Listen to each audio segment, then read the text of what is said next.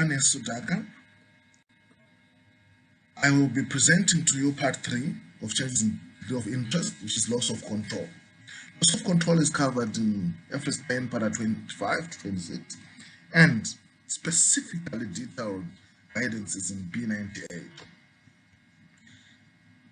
What's happening under loss of control? It's mostly disposals or dilutions, where one is moving from control either straight to a financial instrument or to zero, to nothing, or from control to associate, or from associate to nothing, or to a financial instrument.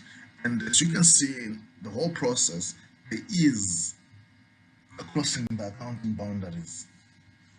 What happens when there's a disposal of interest by a parent? So they can either dispose the entire or partial, right? And this is like similar to disposal of any asset, even PPE. The procedure that follows is we recognize the asset received. In this case, cash or whatever that you receive. We recognize that if it's sold for cash, debit cash. We then de-recognize the carrying amount of the asset disposed. So if it's PPE, credit PPE. If it's investment, credit our investment. Then we recognize a gain or loss, either in the P&L or in the OCI of that investment.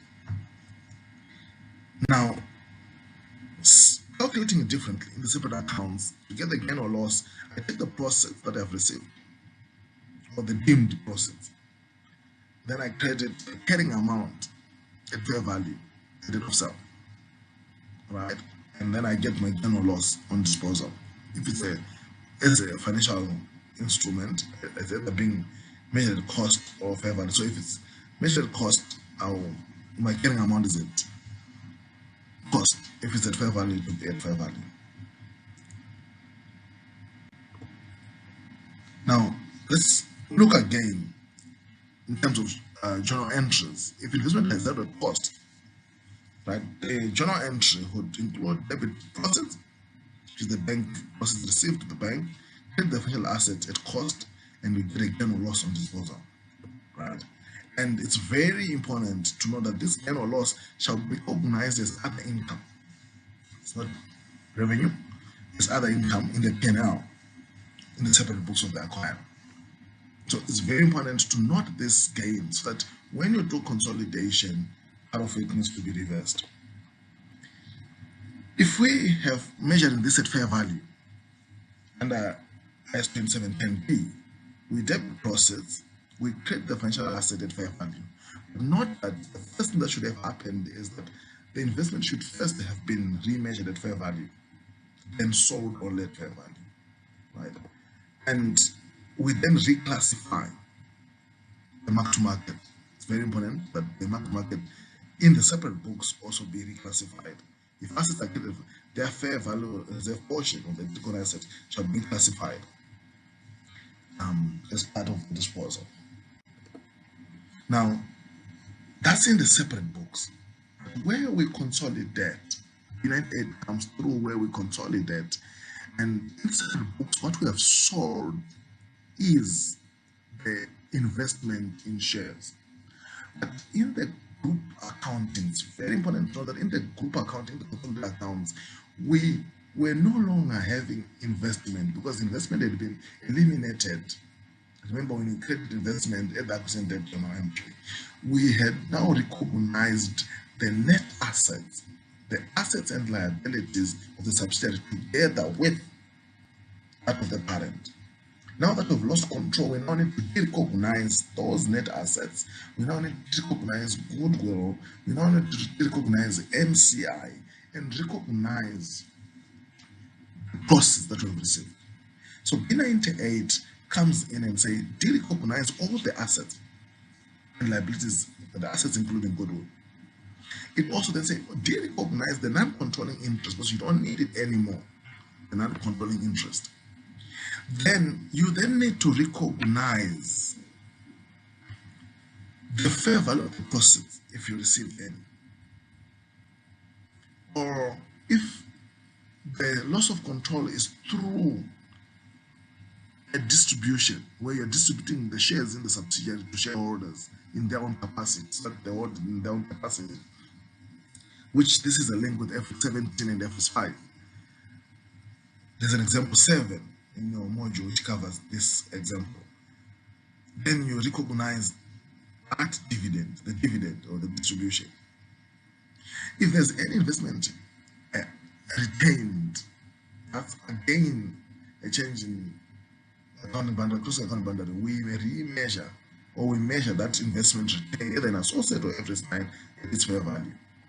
Then we recognize the gain or loss, the difference is a gain or loss directly in P&L, and this profit and loss is only attributable to the parent. Now, we may have been recognizing OCI items during the time it was a subsidiary. The OCI items now need also to be reclassified accordingly, as seen before, to retain earnings or to P&L as appropriate. So, the calculation of the gain or loss at group level, put it in other words or calculation, under B98, we say we recognize the assets and liabilities. So, with the total net assets, okay, please note that these net assets are as per the consolidated accounts, which means all the assets that would have been recognized under IFRS 3, including those that were not previously recognized and depreciated to the date of disposal or loss of control. All the assets. And the trick is that you find assets like intangible assets, assets like goodwill, some contingent liabilities, and so forth that tends to be forgotten. Then we less the NCI. We deduct NCI there as of that date. The difference is the net assets of the parent, right? We then compare those with the proceeds or whatever that content we received. And if there is anything that the fair value of the retained interest, so we may not have sold everything or lost everything, whatever that they've been retained by the parent, its fair value, and the difference is a gain or loss on disposal. We normally don't want to mix with the reclassification. In this case, consider reclassification, gain and losses go to P&L or go to retained earnings. So this is the gain that goes to P&L. Now, in a journal entry format, still reading exactly the same way, we say de-recognize the assets and liabilities, and all these credits are de-recognizing the assets and liabilities. This is de-recognition of assets and liabilities. And by debiting NCI, we are also de-recognizing NCI. Then this is de-recognition of liabilities. Then we recognize the proceeds. So in our proceeds, one has to already remember that the proceeds would have been already recognized or recorded by the parent in their separate books when they sold the shares. So we need to reverse what the parent did. When the parent sold the investment, they would have credited the investment, debited the proceeds, the bank, and recognized the gain or loss. Now, you don't need to recognize the bank again. You need to reverse. So what the investment that they credited, we are debiting it.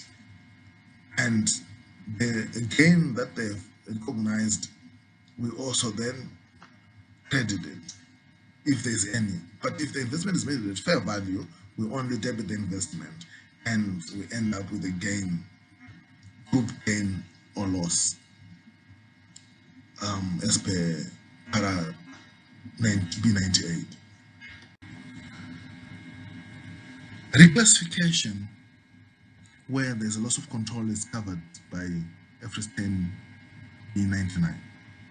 And the reclassification rules are exactly the same. So on the left side, this is the classification of the revaluation, the market. And exactly as we said, we use IFRS 9 and IFRS 16. This is very consistent with paragraph 42 of IFRS 3. Just to emphasize, on the right side, the foreign currency translation reserve or the hedging reserve in relating to the parent through OCI. These are recognized, the reclassification adjustment is recognized directly into the P&L. And then for the FCTR, you have to go to para S21, paragraph 48, which gives you the guidance on the reclassification. And the reclassification is recognized through P&L. We're going to have a separate foreign operation section and recording, which definitely will really apply and show the aspects relating to this issue. Now, what is the impact in the financial statements, still the P&L and OCI, of a change in or a loss of control? So where we lose entire interest, everything. When we lose everything, it means that include only the expenses for the period before loss of control, when it was still a subsidiary. And on the date of loss of control, include the gain or loss on loss of control, the group gain, not the parent separate gain or loss. And also include any reclassification adjustment in the P&L. Then, in terms of attribution, you attribute accordingly to the proportions being held during the period. If it's a subsidiary to associate, it means that we include all assets and liabilities during the time it was a subsidiary, before loss of control. We include the gain or loss on loss of control. We include any reclassification. But for the period, subsequent period before the year end, when it's now an associate, we include the share of profit or loss and share of other comprehensive income. Then, in terms of attribution, we execute the same as well. We appropriate to subsidiary for the period, for its proportion of interest that was holding. When it's subsidiary to financial assets, include again the revenue and expenses for the period before loss of control, include the gain or loss on loss of control, and the retention adjustment. But subsequent to that, you now have a financial asset. You're only now including the fair value adjustments, either through P&L or through OCI, depending on how the investment is classified. Then, if it's subsidiary, which is being distributed as a dividend, so you're losing control because you've taken your shares that you're holding in entity X, and you've given those shares to the respective to your respective shareholders as dividends. So again, you include the profit and loss, or which means the revenue and expenses for the period before. You include the gain or loss on control, what we call the gain or loss on settlement or on distribution, which would normalize from IFRS 17, and then a reclassification adjustment. And that's it, because this is almost exactly similar to entire, unless a portion is retained by the parent, then it's either a subsidiary financial asset or subsidiary associate, and you do exactly the same. And in the SFP and settlement of change in equity, where we move, we lose entire interest, which means all assets, the debt of loss of control, the reporting debt, we don't have any assets, we don't have any liabilities again. We also have derecognized all the goodwill. All those things have been derecognized, so we should not see those in our balance sheet. Same for subsidiary to associate, exclude all assets and liabilities and also goodwill. However, now because an associate, I now need to have investment associate. But investment associate, we don't start it at its cost. We now start at its fair value, which is the fair value of the retained interest and our share of profit or loss and other comprehensive income and dividends. We do equity accounting. Subsidiary to financial asset, we don't have any assets anymore. We don't have any goodwill anymore. We now have got the fair value of the financial asset as required. And which includes favorable adjustments. If a subsidiary distributed as dividends, we did recognize everything, and we recognize the dividend in the signature of equity. There's nothing after that. One has to go and attempt example 6.1 to 7, focusing on loss of control, the distribution of shares to shareholders of the acquirer. Next, we're going to now deal with change in non-controlling interest percentage. Thank you.